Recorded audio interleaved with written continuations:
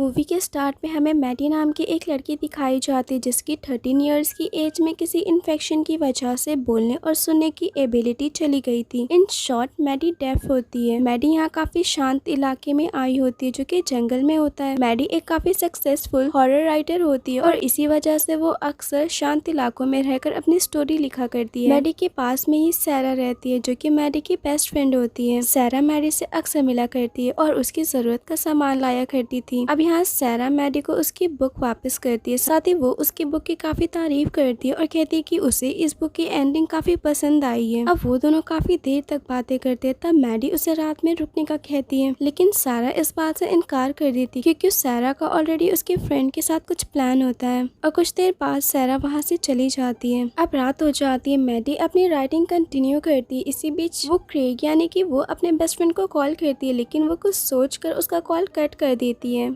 और कुछ देर बाद क्रेग मैडी को वापस कॉल करता है, लेकिन यहाँ मैडी उसका कॉल पिक नहीं करती है। इसके बाद मैडी अपने घर के कामों में लग जाती है, लेकिन इसी बीच सैरा मैडी के दरवाजे पर नॉक करती है। वो काफी घबराई हुई होती है और वो उससे हेल्प मांग रही होती है, लेकिन क्योंकि मैडी डेफ होती है तो उसे कुछ भी सुनाई नहीं देता। तभी पीछे से एक मास्क पहना हुआ आदमी आ जाता है जो सैरा को पकड़ लेता है और उसके पेट में चाकू से इतनी बार स्टैब करता है कि सैरा की ऑन द स्पॉट डेथ हो जाती है। अब उस मास्क वाले किलर की नजर मैडी पर जाती है जो कि इन सब बातों से बेखबर होती है।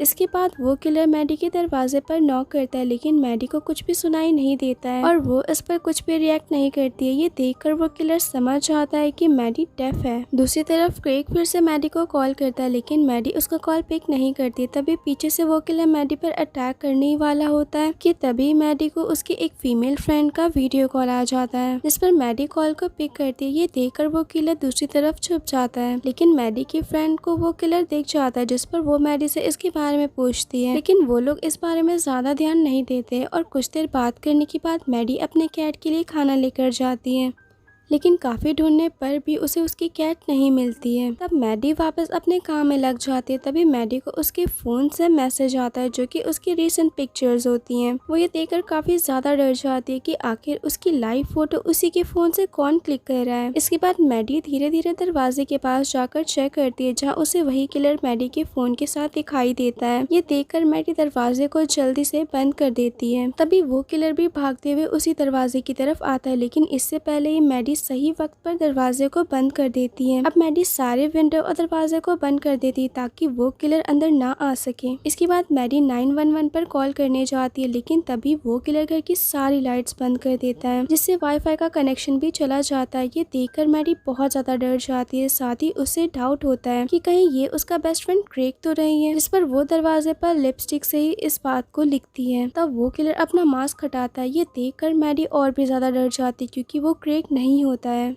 इसके बाद वो किलर मैडी के कार के टायर को पंचर करने लगता है। तब मैडी चाकू लेकर बेडरूम की तरफ जाती है ताकि वो वहाँ के विंडो के जरिए निकल सके, लेकिन तभी विंडो पर नॉक होने लगती है। तब मैडी डरते हुए विंडो की तरफ जाती है, जहाँ पर सैरा की डेड बॉडी होती है जो कि किलर उसे नॉक करवा रहा था। ये देखकर मैडी काफी ज्यादा घबरा जाती है। यहाँ मैडी समझ जाती है कि उसे उस इंसान से खतरा है और वो एक किलर है। अब मैडी काफी डरी हुई होती है और उसे कुछ भी समझ नहीं आ रहा होता कि तभी उसे याद आता है कि सैरा जब उसके घर आई थी तो उसके पॉकेट में फोन था। इसके बाद मैडी अपने कार की कीज से कार के सायरन को बचाती है, जिससे उस किलर का ध्यान कार की तरफ जाता है और वो उसी तरफ जाता है। तब मैडी जल्दी से विंडो को खोलकर सैरा के पॉकेट में फोन ढूंढने लगती है, लेकिन उसे फोन कहीं भी नहीं मिलता। तभी वहाँ पर किलर भी आ जाता है। तो मैडी जल्दी से विंडो बंद करने लगती है, लेकिन किलर विंडो को पकड़ लेता है, जिस पर मैडी खुद को बचाने के लिए उस किलर के हाथ पर हथौड़ा मार देती है और जल्दी से विंडो बंद कर लेती है। यहाँ वो किलर इंजर्ड हो जाता है। अब यहाँ उस किलर ने सैरा का फोन पहले ही निकाल लिया था।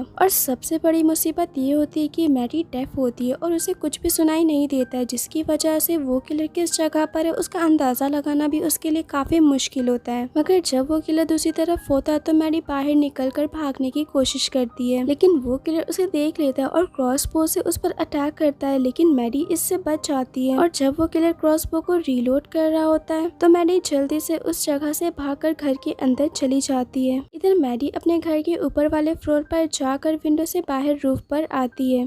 और उस किलर का ध्यान भटकाने के लिए वो एक टॉर्च जंगल की तरफ फेंक देती है, जिस पर लाइट देखकर किलर उस तरफ जाता है। अब मौका देखकर मैडी रूफ से नीचे उतरती है, लेकिन तभी वो किलर वहाँ पर आकर मैडी के पाँव में क्रॉसबो मारता है, जिससे मैडी को बहुत ज्यादा पेन होता है। इसके बाद किलर मैडी के पास जाता है, लेकिन तभी मैडी उस पर अटैक करके क्रॉसबो उसे छीन लेती है और जल्दी से घर के अंदर चली जाती है। यहाँ मैडी को तीर लगाना नहीं आता था और ये उसके लिए काफी चैलेंजिंग होता है। इधर जब मैडी क्रॉसबो को रिलोड कर रही होती है कि तभी वहाँ पर सैरा का बेस्ट फ्रेंड आ जाता है, जो कि सैरा को ढूंढने आया होता है। वो दरवाजे पर नॉक करता है, लेकिन क्योंकि मैडी डेफ होती है तो उसे कुछ भी सुनाई नहीं देता, बल्कि डोर की नॉक वो किलर सुन लेता है और वो सैरा के बेस्ट फ्रेंड के पास एज अ पुलिस बनकर जाता है। सैरा के फ्रेंड को इस बात का बिल्कुल भी अंदाजा नहीं होता है कि उसके सामने जो इंसान है वो एक किलर है और उसी ने उसके बेस्ट फ्रेंड का कत्ल किया है। वो किलर काफी अच्छी एक्टिंग करने की कोशिश करता है, लेकिन दरवाजे पर लिखी बातों को देखकर सैरा के फ्रेंड को उस पर डाउट होता है। वो चुपके से एक पत्थर से उस पर अटैक करने ही वाला होता है कि तभी पीछे से मैडी उसे इशारों में बताने लगती है, जिससे सैरा के फ्रेंड का ध्यान मैडी की तरफ जाता है। तब मौका देखकर वो किलर पीछे से सैरा के फ्रेंड पर चाकू से स्टैब करता है, लेकिन इसके बावजूद भी सैरा का फ्रेंड उस किलर से फाइट करता है, उसे मारने की कोशिश करता है, लेकिन ज्यादा ब्लड लॉस होने की वजह से उसकी डेथ हो जाती है। अब मैडी को कुछ भी समझ नहीं आ रहा होता है कि आखिर वो क्या करे। वो खुद से क्वेश्चन करने लगती कि क्या उसे छुप जाना चाहिए या उसे भागना चाहिए, मगर पैर इंजर्ड होने की वजह से भागना काफी मुश्किल है। तो आखिर में वो डिसाइड करती कि वो उसे फाइट करके उसे जान से मार देगी।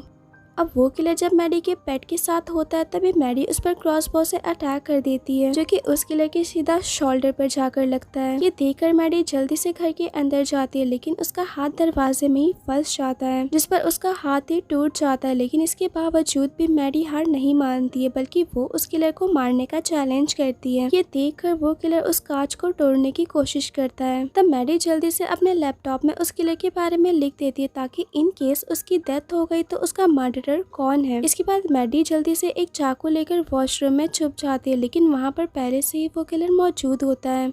और जब वो किलर मैडी को मारने ही जाता है कि तभी मैडी को एहसास हो जाता है कि उसके पीछे कोई है, और तब वो पीछे से उस किलर पर अटैक करके वहाँ से भाग जाती है। यहाँ पर उन दोनों में काफी देर तक फाइट होती है, लेकिन आखिर में मैडी के हाथ में एक टूल लग जाता है, जिससे वो उस किलर के गले पर मार देती है, जिससे उस किलर की वहीं पर ही डेथ हो जाती है और आखिर में मैडी सरवाइव कर जाती है। इसके बाद मैडी फोन से पुलिस को कॉल करती है और कुछ देर बाद वहाँ पर पुलिस भी आ जाती है और मैडी को रेस्क्यू कर लिया जाता है और इसी के साथ ही मूवी एंड हो जाती है। और अगर आपको मेरी एक्सप्लेनेशन पसंद आई हो तो वीडियो को लाइक करना, कमेंट करना और चैनल को सब्सक्राइब करना ना भूलना। Thank you for watching.